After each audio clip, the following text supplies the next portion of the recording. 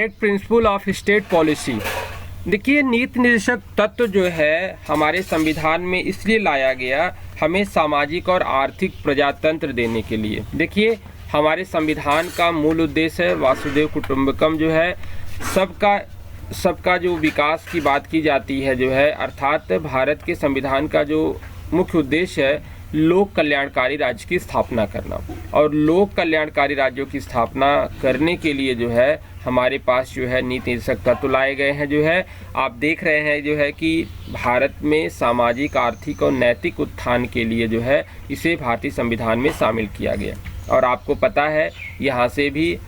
Fundamental rights की ही तरह जो है अक्सर क्वेश्चन आपसे पूछे जाते हैं जो है, और सीधे सीधे क्वेश्चन कभी अनुच्छेद से पूछ लिए जाते हैं, कभी कभी जो है इनकी जो है विशेषताओं से क्वेश्चन पूछ लिए जाते हैं जो है, और कभी कभी जो है कौन से भाग में हैं, कौन से संशोधन किए गए हैं जो है वहाँ से आपसे क्वेश्चन पूछे जाते हैं। एक तो अक्सर एक क्वेश्चन पूछा जाता है कि नीति निर्देशक तत्व दुनिया के सबसे पहले किस संविधान में इम्प्लीमेंट किया गया और कहाँ से इसे भारत में लाया गया। तो इसकी चर्चा हम लोग जो है अपने इस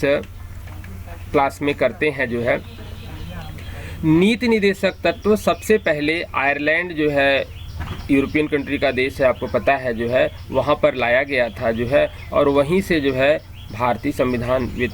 विदों ने जो है इसे भारतीय संविधान में शामिल किया जो है। और इस तरह से आप देखेंगे जो है कि भाग 4 में जो है वह अनुच्छेद 36 से लेकर 51 तक जो है हमें नीति निर्देशक तत्व दिए गए हैं जो है। अब देखिए, ये जो नीति निर्देशक तत्व हैं, अगर इनकी तुलना हम जो है मूल अधिकार से करते हैं जो है, तो आप देखेंगे जो है कि मूल अधिकार अगर हमें नहीं प्राप्त होते हैं तो हम सीधे और सीधे जो है न्यायालय की शरण में जा सकते हैं जो है। इसलिए वह न्याय योग्य है जो है, और यह जो है न्याय योग्य नहीं है, अर्थात इसे हम कहते हैं वाद योग्य और वाद योग्य का ना होना। अर्थात अगर आपको जो है वह फंडामेंटल राइट्स में कोई भी आर्टिकल नहीं प्राप्त होता है जो है, सरकार उसको नहीं दे रही है, तो आप तुरंत कोर्ट का दरवाज़ा खटखटा सकते हैं। लेकिन जो आपके ये डायरेक्ट प्रिंसिपल्स हैं जो है, नीति निर्देशक तत्व हैं जो है, अगर आपको नहीं प्रदान किए जा रहे हैं तो आप कहीं भी जो है कोर्ट का दरवाज़ा नहीं खटखटा सकते हैं, बल्कि राज्य सरकार क्या करेगी जो है, और ज़रूरत पड़ने पर जो है और समय समय पर जो है वह अपने नागरिकों को जीवन बेहतर बनाने के लिए जो है वह इस प्रकार के नीति निर्देशक तत्वों को इम्प्लीमेंट करती रहेगी। अर्थात आप देखेंगे जो है कि नीति निर्देशक तत्व जो है वह राज्य की इच्छा पर निर्भर है जो है। और आपको पता है लोकतांत्रिक जहाँ सरकारें होती हैं जो है, अगर वो राज्य की इच्छा के अनुसार काम नहीं करती हैं तो उन्हें क्या किया जाता है, नेक्स्ट 5 साल में क्या करती है जनता, उनको जो है वह डिसलाइक कर देती है, अर्थात उनको जो है वह पद से हटा देती है जो है। ये हमारी जनता को अधिकार दिया गया है। तो जो नीति निर्देशक तत्व हैं जो है, इसको जो है वह भीमराव अम्बेडकर ने कहा है कि हमारे संविधान की यह एक बहुत अनोखी व्यवस्था है जो है। और इसी में जो है उन्होंने ये भी कहा है कि जो हमारा वेलफेयर स्टेट का जो कॉन्सेप्ट है जो है वह नीति निर्देशक तत्व के सिद्धांत पर ही जो है वह साबित होता है जो है। और केटी शाह एक बहुत बड़े संविधानविद थे जो है, उन्होंने कहा जो है कि नीति निर्देशक तत्व एक ऐसा चेक है जो है जो बैंक सुविधानुसार भुनाता है, अर्थात यह ब्लैंक चेक है जो है। और जब सरकार के पास फंड होगा, जब सरकार के पास पैसा होगा, वह सभी अधिकार प्रोवाइड करवाएगी जिससे जो है वह लोगों का जीवन और बेहतर हो सके जो है। तो इस तरह से आप देखेंगे जो है कि आपके यहाँ जो ये नीति निर्देशक तत्व दिया गया है उसमें सामाजिक, आर्थिक, नैतिक उत्थान की बात की गई है। इस प्रकार संविधान की प्रस्तावना द्वारा भारत के नागरिकों को समानता, स्वतंत्रता और न्याय सुलभ कराने का जो संकल्प है, उस आदर्शों को परिपूर्ण करने का जो कार्य है वह नीति निर्देशक के द्वारा ही संभव होता है जो है। और 36 में जो है नीति निर्देशक तत्व के बारे में बताया गया है कि नीति निर्देशक तत्व क्या हैं जो है। आपने देखा कि जो है प्रस्तावना में भी आपके कल्याणकारी राज्य की स्थापना, समाजवाद की स्थापना पर जो बल दिया गया है वह नीति निर्देशक तत्वों के ही लागू होने से जो है वह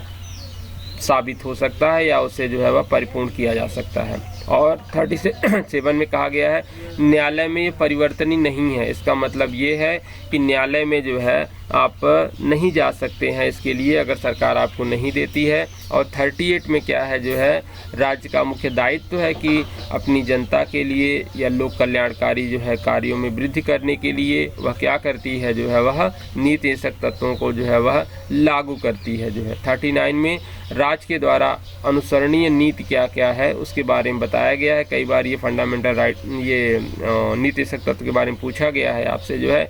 39 का जो क है सामान्य न्याय और निःशुल्क विधिक सहायता जो है, कहने का मतलब जो है कि अगर जनता चाहती है जो है और कोई व्यक्ति जो है न्याय चाहता जो है और अगर वह न्याय पाने में असक्षम है तो सरकार का दायित्व है कि वह क्या करेगी, लोक कल्याणकारी राज्य होने के कारण जो है वह उस व्यक्ति को जो है वह निःशुल्क विधिक सहायता उपलब्ध कराएगी। और 39 का डी है सामान्य कार्य के लिए सामान्य वेतन। वेतन व्यवस्था में किसी के साथ किसी भी प्रकार का कोई भेदभाव नहीं किया जाएगा। उसके बाद आप देखेंगे जो है कई बार ये पूछा भी गया है 39 का क और 39 का घ जो है। 40 देखिए क्या है, ग्राम पंचायतों की स्थापना। महात्मा गांधी का इस पर प्रभाव है। महात्मा गांधी का मानना ये था जो है कि भारत की आत्मा गांव में बसती है। आज भी 70% जनसंख्या गांव में रहती है। अगर गांव की व्यवस्था को कायाकल्प कर दिया जाए तो भारत की पूरी व्यवस्था कायाकल्पित हो जाएगी जो है। इसीलिए जो है वह उन्होंने हमेशा जो है ग्राम स्वराज और ग्राम पंचायतों पर बल दिया जो है। 41 आर्टिकल में कहा गया है कुछ दशाओं में काम, शिक्षा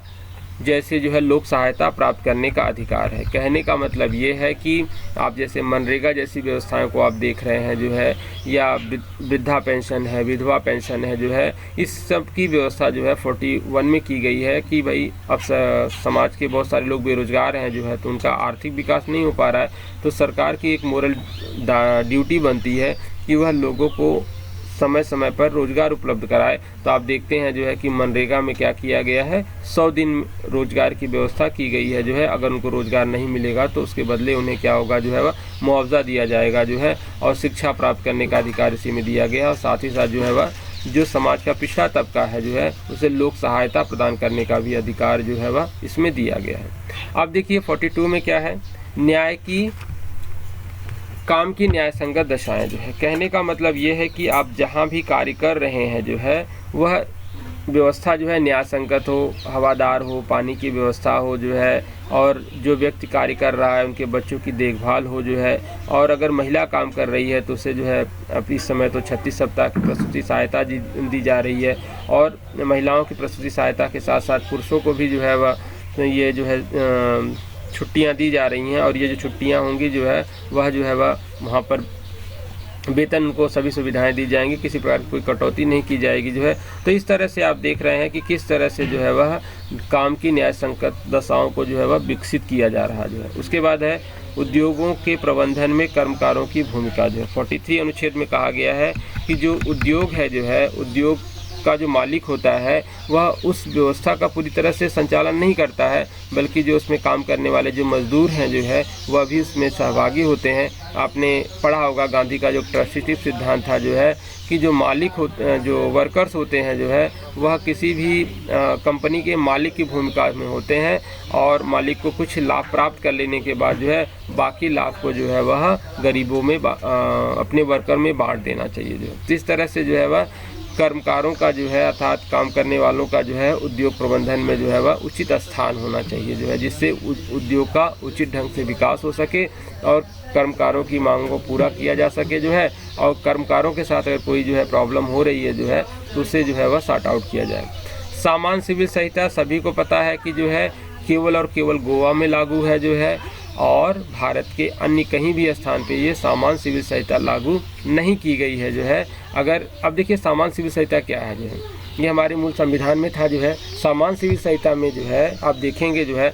कि कहीं पे आपका हिंदू लॉ काम कर रहा है, कहीं पे आपका मुस्लिम लॉ काम कर रहा है, कहीं पे तमाम, तो लेकिन वहाँ पर जो है एक ही जैसी व्यवस्था होगी और एक ही जैसी व्यवस्था से सभी लोग शासित होंगे। इसी को हम सामान्य सिविल संहिता कहते हैं जो है। और यह सरकार जो है वह अक्सर आपको समाचार पत्रों के माध्यम से देखने को मिलता है कि सरकार अब जो है समान सिविल संहिता लाना चाहती है जो है। तो अगर समान सिविल संहिता आ जाएगी, जो धर्म के नाम पर या समुदाय के नाम पर जो लोगों का या महिलाओं का जो शोषण हो रहा है जो है, तो इन शोषण से वो सब बच सकते हैं जो है। ठीक है, जैसा भी आप देखे ही रहे होंगे कि 3 तलाक का प्रकरण कितना विवादित है जो है, और उसके कारण जो है कि महिलाओं के साथ कितना भेदभाव होता है जो है। लेकिन अगर एक प्रकार की जो है संवैधानिक व्यवस्था माने कानूनी व्यवस्था होती वहाँ पे जो है, तो जिस तरह से हिंदू महिलाओं के साथ जो है वह माने उनकी जो है तलाक होने पर उन्हें जो है संपत्ति का आधा हिस्सा मिल जाता है, और उसके बाद जो है उन्हें जो है वह गुजारा भत्ता भी दिया जाता है और अन्य प्रकार की सुविधाएं प्रदान की जाती है जो है। तो उस तरह से जो है बाकी महिलाओं को या समाज के बाकी जो उपेक्षित वर्ग हैं उनको भी किया जा सकता था। तो इस तरह से समान सिविल संहिता अगर लागू हो जाएगी तो सबके लिए एक जैसा नियम कानून होगा। अब देखिए 45 क्या है जो है, इसे जो है 86वें संविधान संशोधन में जोड़ा गया जो है। तो 0 से 6 वर्ष के जो बच्चे हैं उनकी निःशुल्क जो है वह शिक्षा की व्यवस्था है, और साथ ही साथ जो है उन्हें जो है कि कुपोषण से बचाने के लिए जो है जो ये आंगनवाड़ी केंद्र हैं जो है, वहाँ पर उनको जो है वह दूध, फल या अन्य प्रकार की व्यवस्थाएं प्रदान की जाती है। साथ ही साथ जो स्तनपान कराने वाली महिलाएं होती हैं जो है, वहाँ पर भी उनके जो है पौष्टिक आहार उपलब्ध कराया जाता है जो है। इस तरह से आप देखेंगे कि आपका जो 46 है जो है, तो 46 में आप देखेंगे जो है कि SC ST दुर्बल वर्गों को संरक्षण दिया गया है। कहने का मतलब ये है कि आपका जो इस पर जो है अंबेडकर का प्रभाव है जो है, जो आपके समाज के दलित वर्ग हैं जो है और समाज के जो अनुसूचित जातियां हैं जो है, उनके वर्गों को जो है संरक्षण प्रदान करना और उनके जीवन स्तर के सुधार के लिए सरकार कार्य करेगी। ये आपके 46 में दिया गया। 47 में क्या है देखिए, पोषाहार स्तर और जीवन स्तर को ऊंचा उठाना जो है, और इसी में कहा गया है नशीले पदार्थों पर रोक जो है। कहने का मतलब ये है कि समाज में आप देख रहे हैं कि नशा के कारण कितने जो है वह अपराध हो रहे हैं, कितने जो है वह कुसंगित मानसिकताएं समाज में फैल रही हैं जो है। तो बिहार सरकार ने क्या किया जो है, 47 अनुच्छेद का प्रयोग करके ही अपने यहाँ शराब पर प्रतिबंध लगा दिया जो है। तो इस तरह से जो है वह अगर अन्य राज्य सरकारें भी चाहें जो है तो पूरी तरह से जो है वह नशा मुक्ति कर सकती हैं। लेकिन सरकार को जो है इन मादक पदार्थों से अधिक मात्रा में रेवेन्यू प्राप्त होता है, इसलिए कोई भी सरकार अपने जो है रेवेन्यू को बंद नहीं करना चाहती है। आपने देखा होगा कि लॉकडाउन के बाद जब शराब की दुकानें खुली जो है, तो एक दिन में जो है इतनी ज़्यादा कमाई हुई जो है, और साथ ही साथ जो है लंबी लंबी लाइनें आपको देखने को मिली जो है। तो वहाँ पर किसी भी प्रकार का जो है वह सोशल डिस्टेंसिंग भी देखने को नहीं मिला। तो इस तरह से आप देखते हैं जो है कि नशा ने क्या किया, हमारे समाज को किस तरह से पूरी तरह से गिरफ्त में ले लिया है। ये सरकार का मोरल वैल्यू है जो है, सरकार चाहे तो इसे पूरी तरह से बैन कर सकती है जो है। ठीक है, 48 में आपका कृषि और पशुपालन दिया गया है जो है। आप देखते हैं जो है कि कृषि और पशुपालन जो है हमारे भारतीयों की जीविका का 70% आधार है जो है, और हमारी GDP में भी इनका जो है वह